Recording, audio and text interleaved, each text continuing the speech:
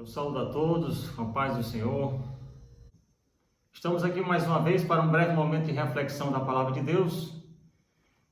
E nesse momento eu proponho continuarmos no mesmo tema, concordância, tema que eu chamo de concordância parte 2 ou concordância no Espírito Santo. O texto base para essa nossa reflexão de hoje é o texto da carta aos Efésios, capítulo 4 e verso 4. Carta aos Efésios, capítulo 4, verso 4, que eu gostaria de ler aqui para vocês. E diz assim: há um só corpo e um só espírito, assim como a esperança para a qual vocês foram chamados é uma só. Vamos orar. Senhor Deus, maravilhoso Pai, pedimos a orientação do Teu Espírito Santo, Senhor, para que possamos meditar corretamente a Tua Palavra, possamos receber de Ti, Senhor Deus, a revelação da Tua Palavra e possamos aplicá-la em nossas vidas. É assim que eu te peço, Senhor, e já te agradeço, no nome santo de Jesus e para a glória de Jesus. Amém. Irmãos, esse texto que acabei de ler, esse texto faz parte de um capítulo inteiro que fala de unidade do corpo de Cristo. Então, Paulo vem falar do corpo de Cristo, que é a igreja, como sendo um único ser, um corpo, um único corpo.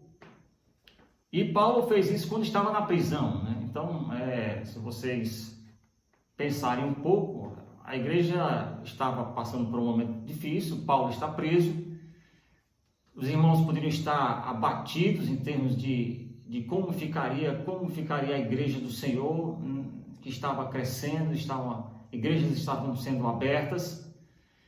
E aí Paulo vem falar de unidade do corpo de Cristo. Quer dizer, apesar do que estava acontecendo, Paulo quer passar uma mensagem de Deus, de que a igreja do Senhor, ainda que ela esteja passando por tudo isso, ela continua sendo um único corpo. Bem, esse tema, concordância, nos caberia uma pergunta também hoje. A pergunta seria: é possível concordância perfeita na Igreja de Cristo? Então, quando eu falo concordância perfeita, eu estou fazendo menção a um termo, o mesmo termo usado aqui por Paulo, quando ele chama de unidade. Então, há possibilidade de concordância perfeita dentro da igreja, isto é, há possibilidade de unidade de fato na igreja. Cada um de nós é igreja do Senhor, porque somos templo do Espírito Santo. E o conjunto de todos nós é a igreja, a noiva de Cristo. Nós sabemos que ao fazermos parte da igreja do Senhor, nós fazemos parte com um grande número de pessoas com diferentes singularidades, né? São idades diferentes, são tempos de fé, quer dizer, a experiência de fé é diferente, são formas diferentes de ver a vida, estágios diferentes de aprendizado. Então, pessoas com diferentes dons. Então, é possível haver concordância perfeita com pessoas tão diferentes? Então, sobre isso, essa pergunta que nós precisamos fazer nesses dias que nos provam de uma maneira tão forte como temos sido provado nesses últimos tempos. A palavra de Deus, ela traz vários exemplos de igrejas em concordância perfeita. Nós poderíamos citar a igreja primitiva. A igreja primitiva está em Atos dos Apóstolos. Lá está escrito que aquela igreja, ela perseverava no ensino dos apóstolos, perseverava no partir do pão e nas orações. Diz que nessa época, tudo o que eles tinham era em comum. Havia uma alegria muito grande, né? E o Senhor acrescentava aqueles que iam sendo salvos.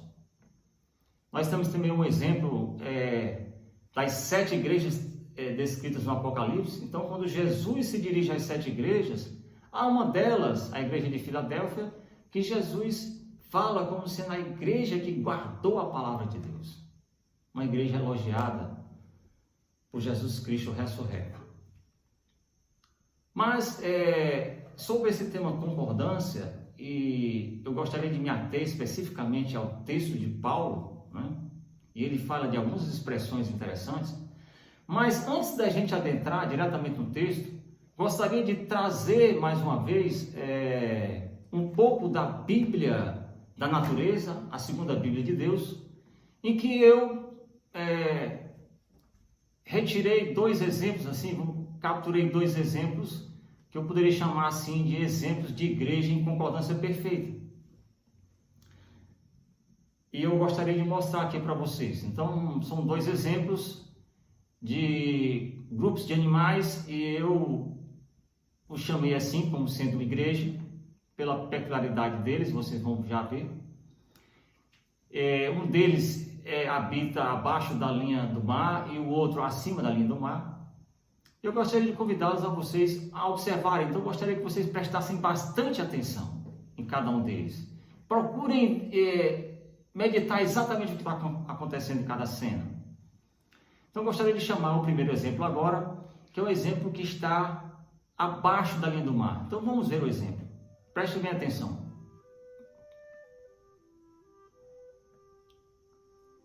Trata-se de um cardume de peixes, né? Muito claro. Então, o que eu gostaria de destacar nessa cena é justamente a sincronia, como eles se movimentam. E dá para perceber claramente que eles se comportam como se fosse um único corpo, né? Interessante que, em muitos aspectos da vida marítima, um cardume de peixe foi, por diversas vezes, confundido com um grande recife, com uma grande criatura, até uma baleia. E só então os homens foram se certificar de que se tratava de cardumes de peixes. Então, de fato, um cardume de peixe sempre é visto como um único corpo. Isso é muito claro hoje. Agora, o interessante destacar é a sincronia em que há no movimento de um cardume de peixes. Você percebe que eles parecem que se movimentam quase que simultaneamente. E sobre esse movimento simultâneo, a ciência, e há doutores estudando isso, que eles chamam de velocidade de sincronismo. O que é velocidade de sincronismo? Você vê que o cardume parece se mover muito vagarosamente. Agora, a velocidade de sincronismo ela se dá da seguinte forma. É como se eles se identificassem com câmeras muito potentes, capazes de ver o movimento, quadro por quadro, o mais lento que você possa imaginar.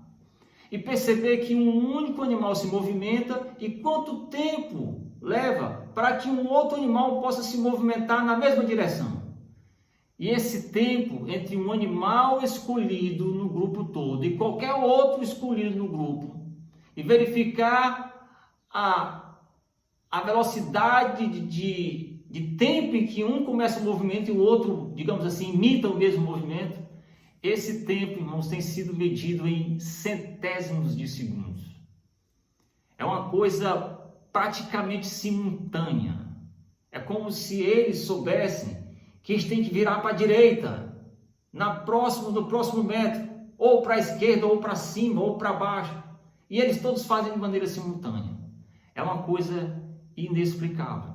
Ninguém sabe explicar. A ciência ainda não conseguiu entender o que está acontecendo. Irmãos, para a gente compreender bem essa situação, a gente tem que pensar o que é que está acontecendo ali. Não é algo só científico, natural. Tem algo sobrenatural acontecendo ali. Eu gostaria de chamá-los para ver o segundo exemplo. Vamos ver o segundo exemplo agora.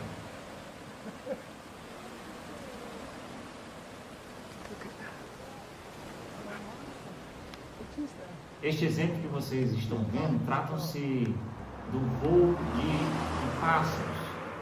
Essa nuvem que se movimenta aí são pássaros. Lá na América do Norte, o nome desse pássaro é estorninho. É um pássaro assim, muito comum na América do Norte. E ele existem aos milhares e aos milhares. Eles costumam sempre fazer essa coreografia no espaço e numa velocidade muito maior do que a que os peixes fazem, como vocês podem perceber. Irmãos, essa cena é maravilhosa. É uma cena de esplendor, de deixar qualquer um de queixo caído, de ficar assistindo o espetáculo. Essa cena é realmente linda de ver. É mais uma cena da beleza da criação de Deus. Esses dois exemplos retratam parte da grandeza, da beleza, da perfeição da criação de Deus. Irmãos, há de fato algo sobrenatural no que está acontecendo ali.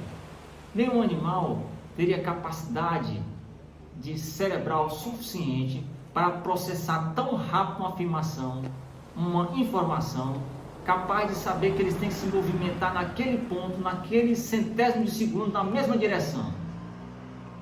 Não há nenhum cérebro capaz de fazer algo assim com tanta velocidade. Mas há algo que explica todo esse movimento. Porque o Senhor, que é Criador, e Ele que fez todas as criaturas perfeitas, Ele está, a mão dele está ali, fazendo este movimento. O Espírito Santo de Deus está ali. Não tem outra explicação.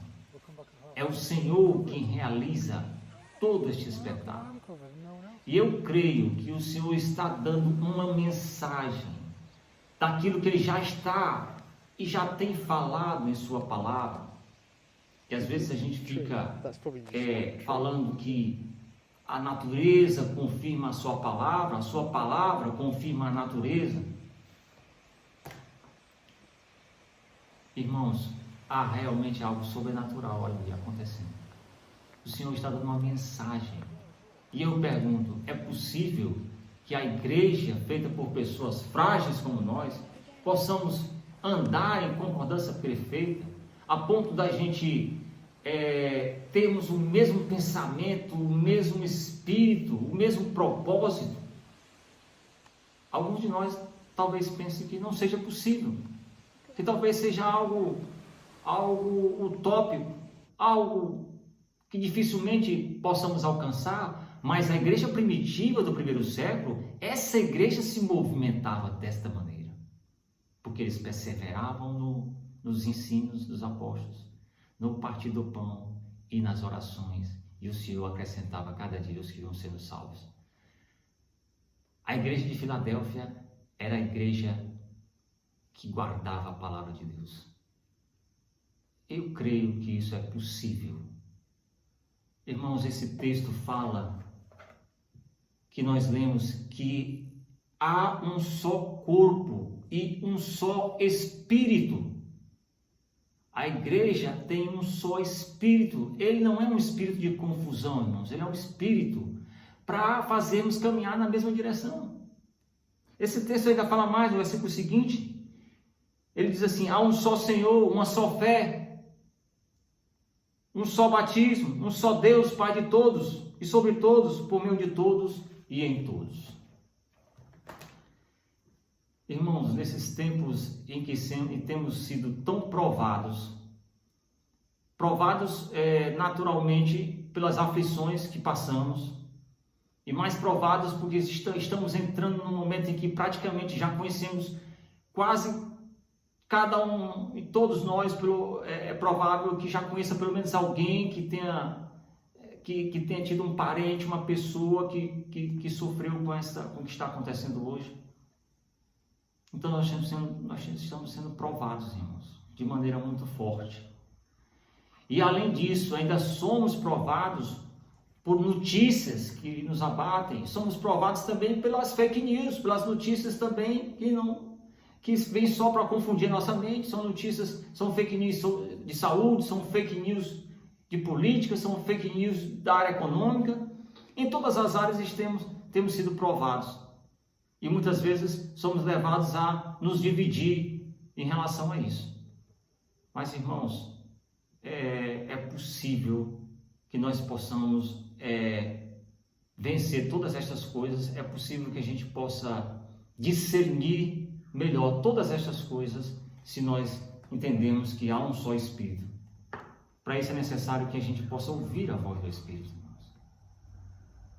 E quando eu falo de concordância perfeita, não estou falando de uma igreja que não comete erros.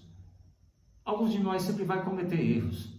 A questão é que quando nós viermos a cometê-los, que nós sejamos capazes de ter esse perdão já aqui selado em nosso coração. Que sejamos capazes de caminhar na reconciliação. Que sejamos capazes de caminhar juntos, apesar do que nos acontece. Irmãos, o Senhor, esses exemplos que eu tenho trazido na natureza não são para trazer uma mensagem nova. É para confirmar aquilo que o Senhor já está falando a nós há muito tempo. Nós possamos ser essa igreja. Creia no que o Senhor tem falado. E eu diria mais, ainda que estejamos em nossas casas, nesses tempos de aflição, o Senhor tem nos ministrado muito mais agora do que antes. E isso é claramente percebido. Nossos pastores têm divulgado vídeos diários. Nós temos tido ainda os cultos online. A palavra não está mais restrita a 4 paredes. Ao contrário, a palavra, com certeza, tem chegado a mais lares e a mais pessoas. Irmãos, o Senhor está dizendo que a concordância perfeita, ela é possível. A gente só precisa ouvir a voz do Espírito Santo. Converse com Ele. Fale com Ele. Diga o que é que lhe aflige. Diga o que lhe incomoda. Diga que deseja ser guiado por Ele. Deseja fazer parte desse espetáculo maravilhoso da beleza de Deus. Vamos orar e agradecer ao Senhor. Deus maravilhoso, Pai, nós somos muito gratos a Ti, pela beleza, Senhor, da Tua criação, pela beleza da Tua palavra, pela beleza da Tua santidade, Senhor. Nós cremos, Senhor, que a igreja possa conviver nessa concordância perfeita, guiados pelo mesmo Espírito, Senhor, tendo a mesma esperança de que Tu estás conosco, de que um dia, Senhor, estaremos contigo. Um dia, Senhor, Tu virá nos buscar, que um dia, Senhor Deus, viveremos contigo eternamente. Dá-nos força para, Senhor Deus, suportar, para vencer todas essas coisas, vencer a fraqueza que nos aflige, vencer a dor que tem vindo sobre nós.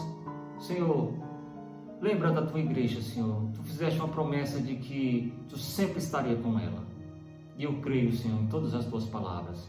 Assim eu já Te agradeço por esta noite, por este momento, no nome santo de Jesus e para a glória de Jesus. Fique com Deus.